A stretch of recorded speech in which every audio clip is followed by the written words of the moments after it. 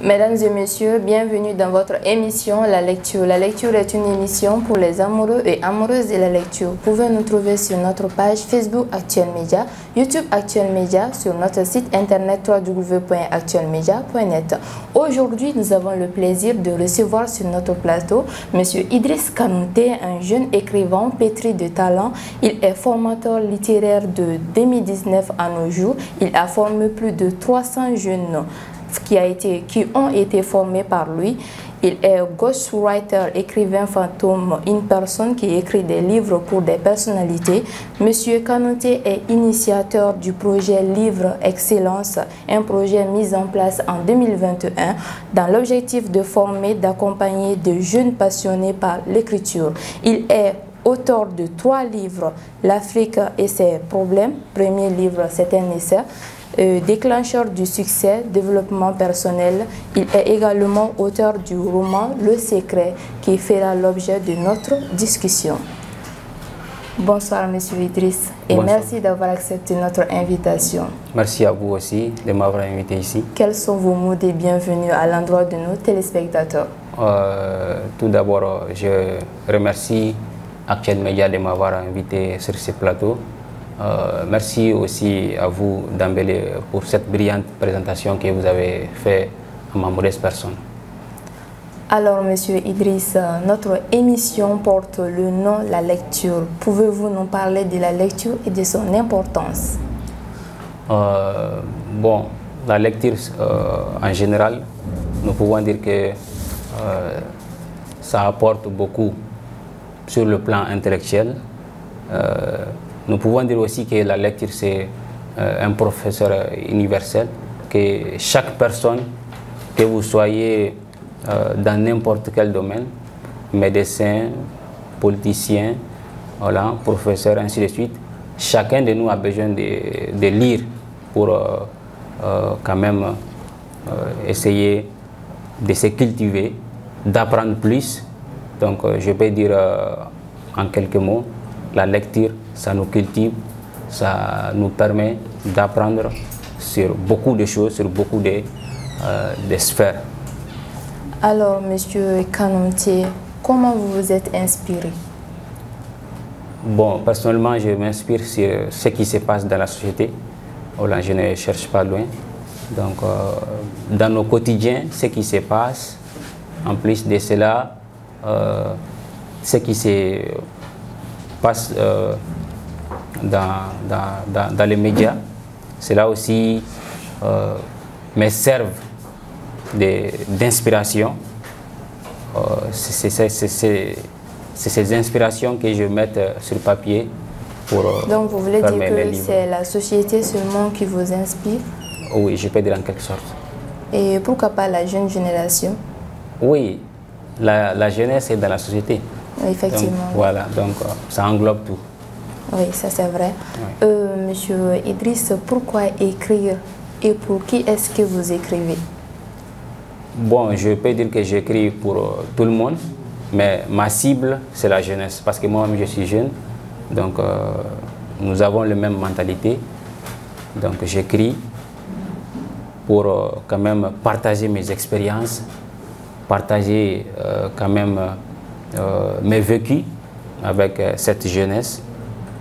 Comme je l'ai dit, je suis moi-même jeune.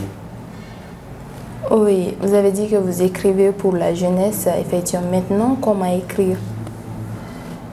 Bon, puisque vous êtes formateur, donc vous pouvez nous parler un peu. D'accord, je vais le dire d'une manière béante, puisque cela a besoin de beaucoup d'explications, comment écrire. Voilà, ça a besoin beaucoup d'être approfondi. Maintenant, pour écrire un livre, vous avez besoin d'être passionné. Voilà, si vous avez une passion pour l'écriture, peu importe le domaine dans lequel vous évoluez, vous pouvez écrire votre livre.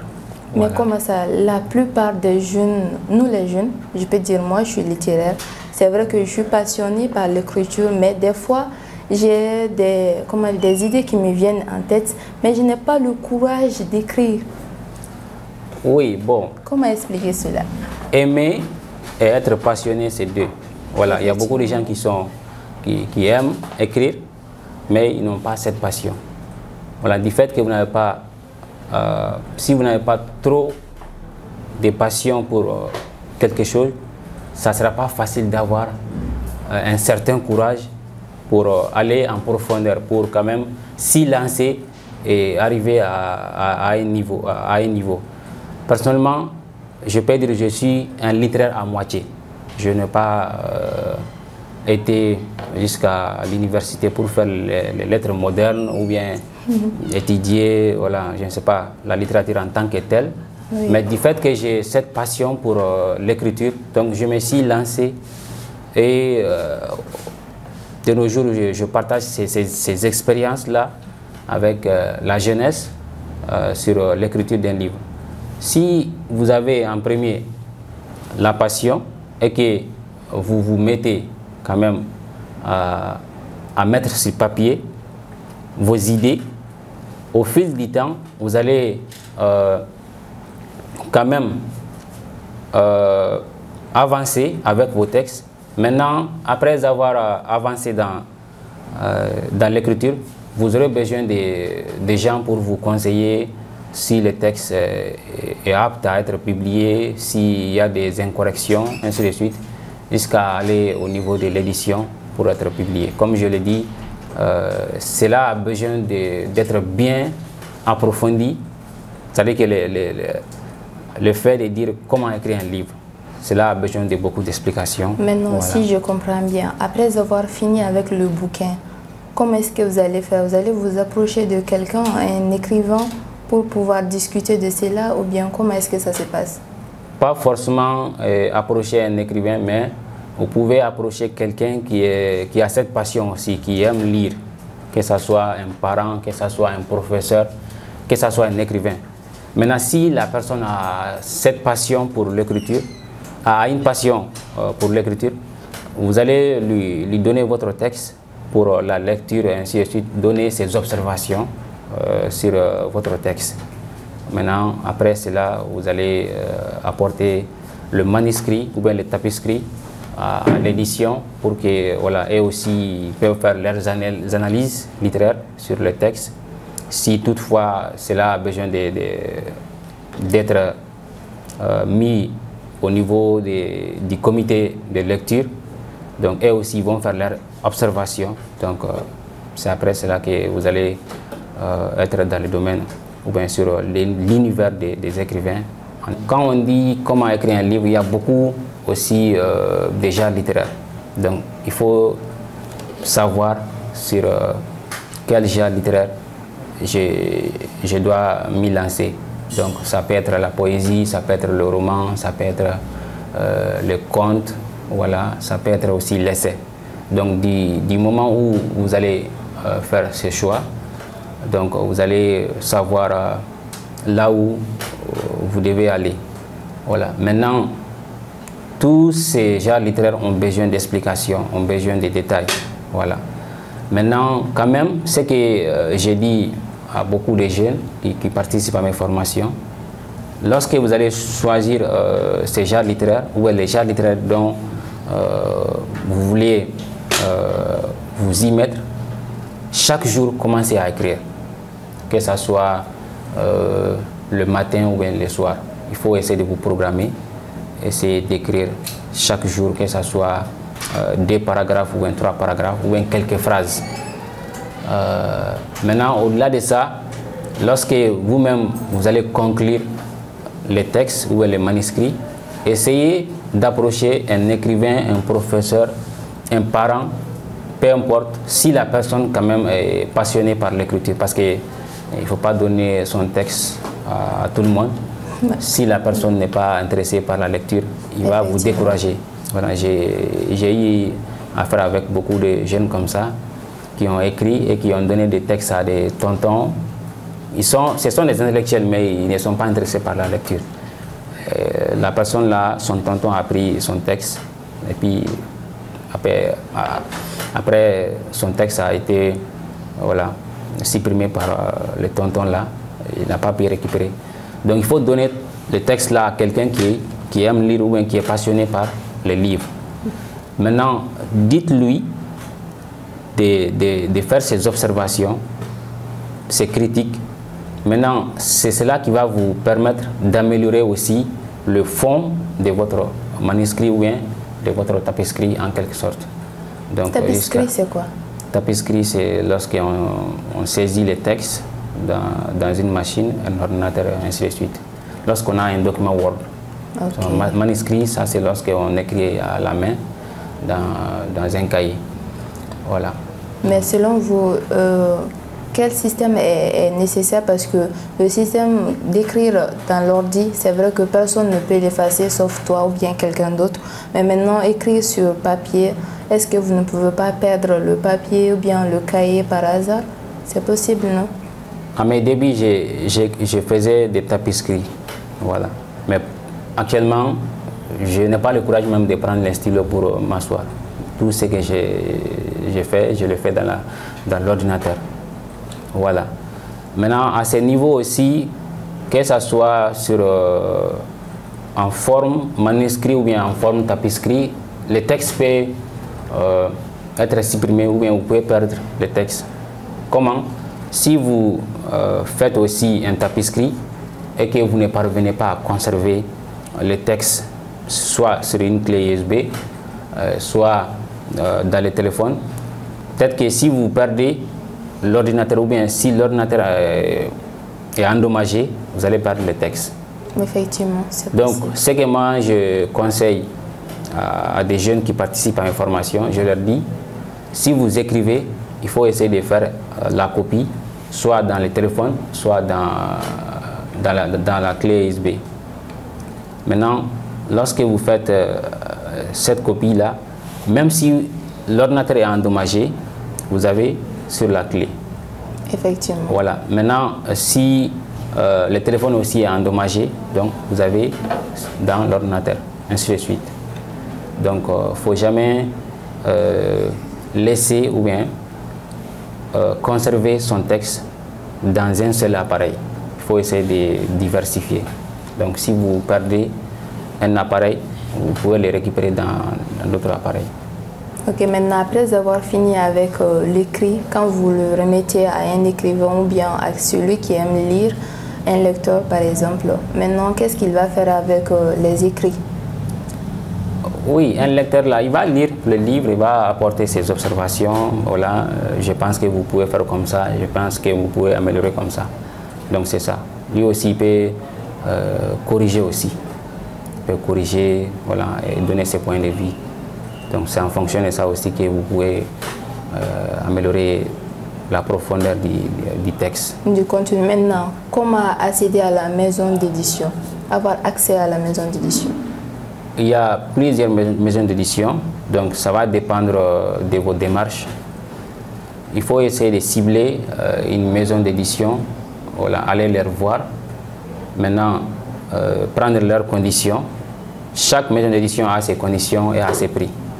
Maintenant, lorsque vous tombez sur une maison d'édition qui vous convient, voilà, qui vous convient sur le plan, voilà, décisionnel ainsi que sur le plan financier, vous pouvez vous engager avec eux. Ok, monsieur Kanouté, quelles sont les difficultés auxquelles vous avez été confronté avec les maisons d'édition, la publication de vos livres? À cette question, tout d'abord, je salue la maison d'édition Prostyle Édition qui m'a tant soutenu. Voilà. En 2018, bon, je peux dire que je n'ai pas eu de problème avec l'édition, puisque je continue avec lui, Prostyle Édition, je le salue sur ce plateau. Il a été la première personne à me soutenir dans l'écriture. Moi, depuis le lycée, j'étais passionné par l'écriture, mais je n'avais pas le moyen financier pour publier mon livre. Et dès lors, j'ai abandonné, jusqu'à ce qu'en 2016, j'ai commencé à écrire encore. Bon, un étudiant, parce que j'ai eu le bac en 2015, bon, un étudiant, tout le monde sait que les étudiants n'ont pas, voilà, effectivement, cette capacité financière. Donc j'ai abandonné. En 2017 aussi j'ai écrit, j'ai abandonné. Et tout ça c'est à cause d'un soutien financier. en 2018, je me suis dit, bon, coûte que coûte, je ne sais pas ce qui va se passer. Quand même, moi, je serai écrivain. Bon, j'avais démarché des amis, des grands frères pour me soutenir. Bon, ça n'a pas marché. C'est un jour, je suis tombé sur la publication des procès d'édition sur les statuts ou dans les statuts d'un ami. Donc, je lui ai dit de nous mettre en contact. Et lorsque je suis allé vers lui, il m'a aidé. Il m'a aidé. Donc, c'est en ce moment que je suis devenu voilà, écrivain. Mais selon vous, est-ce que le métier d'écrivain nourrit son homme au Mali? Non, non, au Mali quand même. C'est pas facile d'évoluer en termes financiers avec l'écriture. Voilà, on ne peut pas vivre de l'écriture au Mali, ici. Mais voilà. Est-ce que les écrivains sont accompagnés, considérés? Bon, je peux dire considéré, oui, on est considéré, mais pas accompagné sur le plan, bon, je ne sais pas, sur le plan financier, bon, sinon on est considéré. Ok, oui. D'accord, c'est intéressant.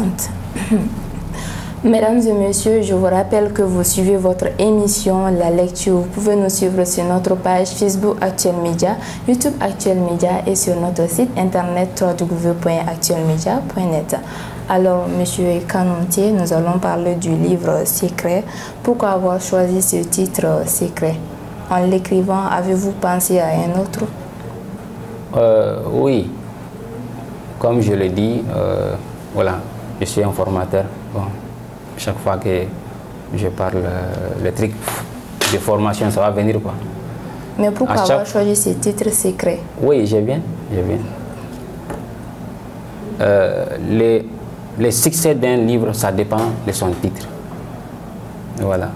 Intéressant. Si vous avez un bon texte, un texte hyper riche, un texte ou un contenu riche, et que vous n'avez pas un bon titre pour votre livre n'aura pas un succès. Ça, c'est un. Au contraire aussi, si vous avez un bon titre, même si le contenu n'est pas aussi riche que ça, votre livre a 99% de chances d'avoir un succès. Je le dis à chaque fois que je forme quelqu'un, je le dis. Il faut bien choisir un titre qui peut quand même attirer les lecteurs, qui peut attirer les gens à s'intéresser à votre livre. Dans le cas contraire, vous allez écrire un livre très intéressant, mais si le titre est bizarre, ça ne va pas marcher. Donc, c'est cela. Lorsque j'écris un livre, je réfléchis, je peux écrire un livre en 3 mois. Intéressant. Mais pour choisir les titres, je peux faire plus de 4 mois. Je réfléchis pour chercher les titres. Et à chaque fois que j'écris un livre, les titres là, les gens disent que voilà, ça fait en sorte qu'ils se sont intéressés au bouquin. Maintenant, quand je dis les secrets, les gens vont se demander c'est quel genre de secret qui est dans ces livres-là. C'est mystérieux. Donc chacun va penser à sa manière, chacun va se mettre des idées. Quel genre de secret est dans ces livres-là? Donc ça va pousser les gens à ouvrir, à lire le contenu. Voilà. Ok, Monsieur Idriss, pouvez-vous nous faire un bref résumé du roman Secret? D'accord. Le roman Secret, c'est un roman qui, tout d'abord, j'ai commencé à écrire ce livre-là en fin 2019. L'objectif a été de le publier en 2020. Voilà. Mais cela a été publié en janvier 2021. Voilà. Il y a eu des circonstances, ainsi de suite. Voilà. Le livre, ça parle sur la vie d'un orphelin qui s'appelle Abdou, voilà, qui a tant souffert avec sa maman, Baminata. Ce jeune-là, lorsqu'il a perdu son papa, voilà, donc sa mère a galéré et a pris soin d'Abdou jusqu'à ce qu'il a eu 18 ans et a commencé à se débrouiller jusqu'à un jour il a eu un petit boulot, voilà, on peut dire comme ça. Avec l'aide d'un ami incontournable. Voilà, Ahmed. Avec l'aide d'un ami qui s'appelle Ahmed, ainsi de suite, jusqu'à ce qu'il est devenu même le directeur général de l'entreprise. Et a quand même, je peux dire, il a réussi sa vie. Maintenant, au moment où il voulait faire une faveur à sa maman pour la remercier, l'envoyer à la Mecque, voilà, sa maman est décédée et le roman a pris fin à ce niveau. Mais maintenant, que voulez-vous dire par ce contenu? Ce contenu, un orphelin, vous voulez dire quoi par là? Bon, comme j'ai dit, moi je m'inspire, c'est ce qui se passe dans la société. Si vous avez constaté dans les livres là, je parlais sur la plupart des temps, je parlais sur les personnes faibles. Déjà Abdou est orphelin, il a perdu sa maman. Je parlais sur les mendiants, des mendiants qui se baladent. Je parlais aussi sur Ahmed qui a été abandonné, oui, par sa maman, qui était voilà, une aide ménagère, bien, comme les gens le disent fréquemment, bonne. Aussi, voilà, c'est des trucs qui se passent dans nos sociétés comme ça. Les gens minimisent souvent ces gens. Voilà. Un orphelin, comme on le dit, même sur le côté religieux, on doit faire énormément attention aux orphelins. Donc, il faut que les gens n'oublient pas ces côtés aussi. Je parlais aussi sur les mendiants, du fait que on est au XXe siècle et on voit des parents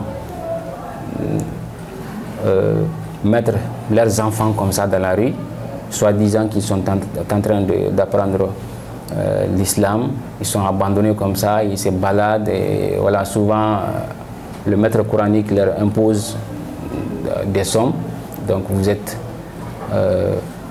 contraint à amener cette somme-là. Dans le cas contraire, vous êtes battu, ainsi de suite. Cela a transformé même des trucs comme ça, des talibés, en voleurs. Parce que si on te dit d'amener chaque jour 3000 francs et que tu n'as pas pu avoir ça, tu vas aller voler quelqu'un. Et un jour là, on va te prendre, on va te brûler.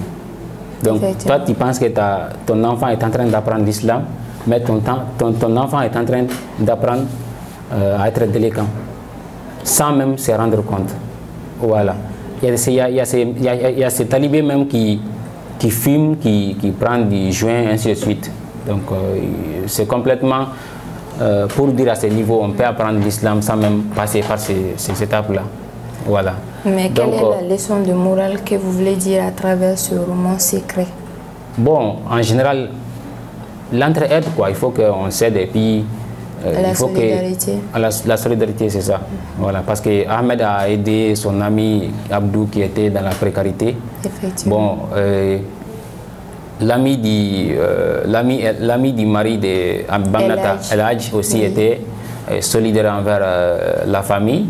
Oui. Ainsi de suite. Donc, c'est l'entraide, quoi. Oui.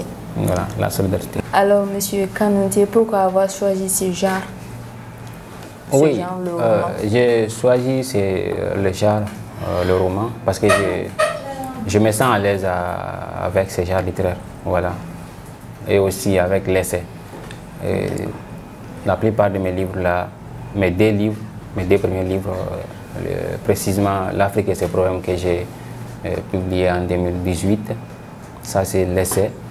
Et aussi mon deuxième livre, ça c'est le déclencheur du succès, ça c'est l'essai, précisément le développement personnel. Et voilà, je me sens à l'aise avec le roman aussi. C'est cela qui m'a poussé à écrire le roman. Et quels sont les thèmes abordés dans ce roman? Les thèmes, bon... si ça me tenait à moi j'allais dire que nous avons la solidarité et puis l'amour qui est là entre le fils et sa maman, l'entraide qui est le côté solidarité entre un ami et puis l'autre là, Ahmed qui a aidé son ami Abdou. Et selon vous? Oui, c'est la solidarité qui englobe tout, la solidarité entre les amis, entre voilà. Je peux dire que c'est ça, parce que l'amitié... Et puis la mort à la fin. Bon, ça c'est des événements voilà, malheureux. Voilà. Effectivement. Sinon, c'est la solidarité qui englobe tout. Ok, Voilà. donc ça veut dire que c'est la solidarité qui prime dans ce livre. Exactement. Ok, quels sont vos projets d'écriture? Moi, personnellement, j'ai comme objectif écrire un livre chaque année.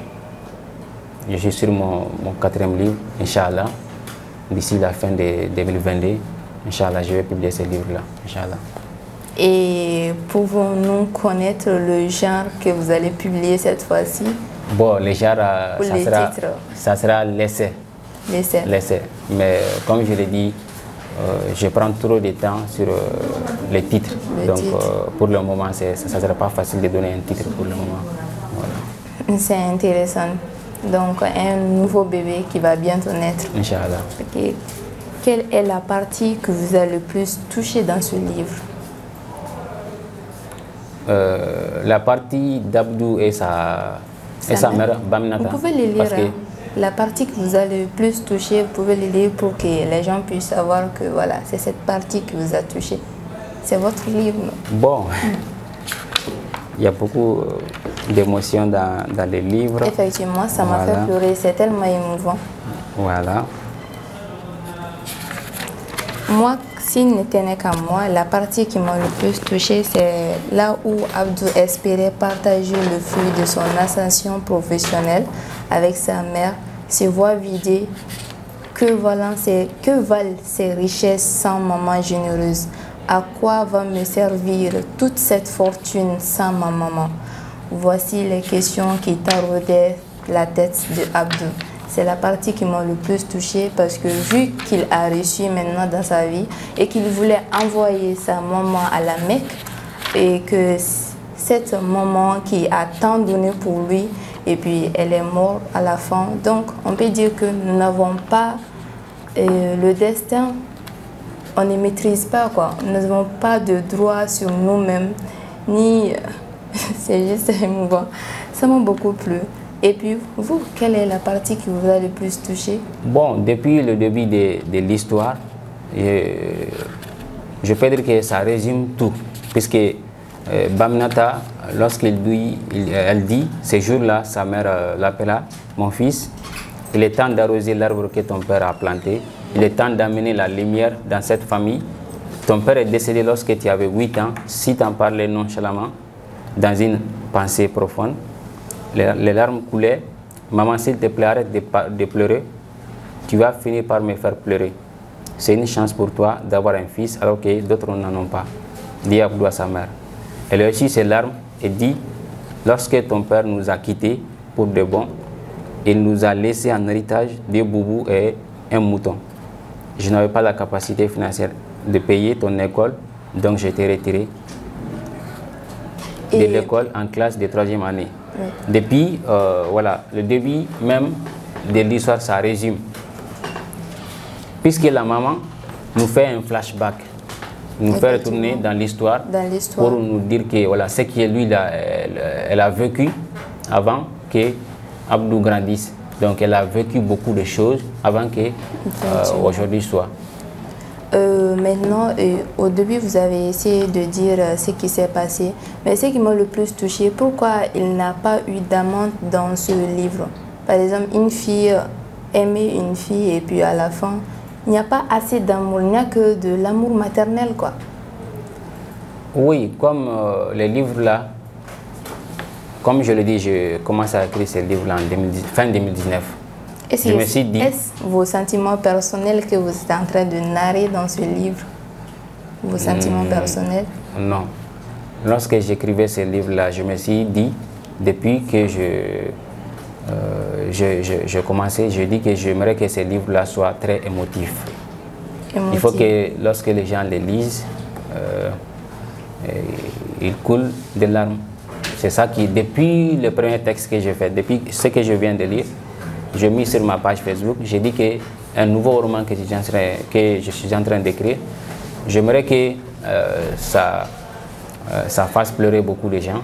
Et Voilà, donc raison pour laquelle il y a beaucoup d'émotions dedans. Donc certaines émotions, bon, je crois que ça ne va pas, ça va pas avec l'amour dont vous parlez entre un jeune ou bien une fille.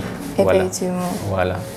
Bon, ça ne parle pas sur ma propre vie, parce que j'ai mes deux parents qui sont tous en vie, ainsi de suite. Et je n'ai pas vécu ces trucs-là. C'est intéressant. Et puis dans votre vie, qu'est-ce qui vous a le plus touché, le plus marqué dans votre vie? Quel est l'événement qui vous a le plus marqué dans votre vie? Bon, ça m'a fait revenir en 2015 lorsque j'ai eu mon bac, parce que moi mes vœux étaient que je ne voulais pas redoubler un examen, que ce soit... Voilà, la détermination. Voilà, je n'ai jamais souhaité quand même être échoué à un examen, quoi. Bon, lorsque j'ai eu les bagues, je peux dire que cela m'a plus marqué dans ma vie. Et vos parents, ils étaient fiers? Oui, oui, ils étaient fiers, voilà. Donc en plus de ça aussi, j'ai fait le concours d'IG et j'ai eu en même temps le concours d'IG. Parce qu'avant de faire le concours d'IG, on disait que si tu ne payes pas, tu ne vas pas avoir... On a fait ça pour ceux qui payent, voilà, ainsi de suite. Bon, moi j'ai fait le concours et je voulais coûte que coûte être à l'IG. Bon, je suis un fils de pauvre, comme on peut le comprendre. Quand même, je ne pouvais pas aller donner quelque chose. Parce que même si je voulais, mes parents n'ont pas les moyens, je ne pouvais pas donner quelque chose. Donc je me suis dit, bon, moi je vais faire le concours, mais moi je ne vais pas avoir parce que je n'ai rien donné. Et à la dernière minute, j'ai eu le concours. Donc imaginez des examens réussis. C'est comme dès j'ai eu le bac, ensuite l'examen, le concours du G. Donc 2015 a été quand même un énorme succès pour moi. Voilà, ça m'a vraiment touché. Et qu'est-ce que vous avez le plus regretté dans votre vie?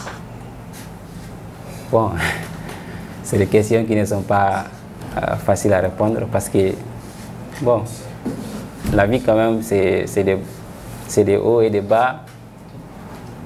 Chaque fois, voilà, il y a des trucs. Bon, je ne veux pas dire directement... Avez-vous regretté de ne pas avoir fait quelque chose dans votre parcours?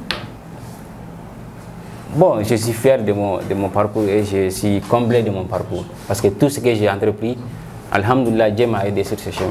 C'est intéressant. Voilà, tout ce que j'ai entrepris, Dieu m'a aidé sur ce chemin. Voilà. Et où est-ce que nous pouvons trouver votre livre? Vous pouvez trouver le livre chez Prostil Édition, voilà, qui est à Sotiba ACI. Également, si on me contacte aussi... vous pouvez donner le numéro? Mon numéro personnel, c'est 90 62 03 31. Alors, M. Kanouté, pouvez-vous nous donner votre mot de la fin? Quel est votre mot de la fin? D'accord. Je suis très honoré d'être invité sur Actuel Média. Je vous remercie pour cela. Également aussi, je vous remercie, vous en tant que présentatrice. Également, je remercie aussi Prostil Édition qui m'a tout le temps accompagné. Tous mes 3 livres là ont été publiés chez lui. Voilà, donc je remercie aussi tous ceux qui nous soutiennent, que ce soit moi ou d'autres écrivains, en achetant, en lisant nos livres. Parce qu'un écrivain n'écrit pas pour voilà, lire soi-même son livre. On écrit pour les autres. Donc, c'est ça que je peux dire. Et quel conseil avez-vous à donner à la jeune génération?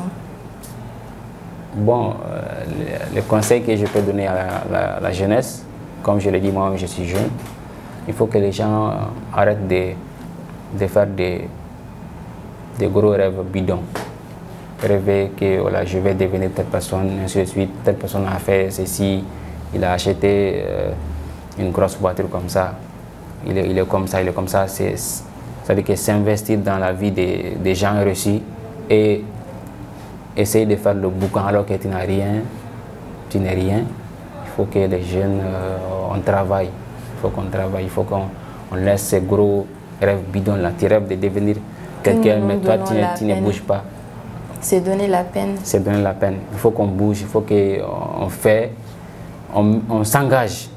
Voilà, il faut s'engager, il faut travailler.